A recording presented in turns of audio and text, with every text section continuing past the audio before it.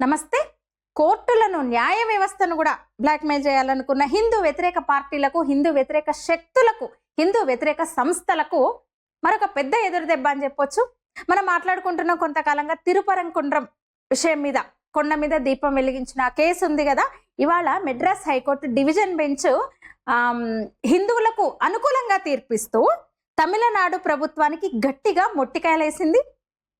కొండపై ఉన్న దర్గా సమీపంలోని రాతి స్తంభం దగ్గర కార్తీక దీపం వెలిగించాలని గతేడాది డిసెంబర్లో 2025 డిసెంబర్లో సింగిల్ జడ్జి ఇచ్చిన ఆదేశాన్ని సమర్థిస్తూ ఇద్దరు జడ్జిల ద్విసభ్య ధర్మాసనం మద్రాస్ హైకోర్టు డివిజన్ బెంచ్ ఈ రోజు ఆదేశాలు జారీ చేసింది.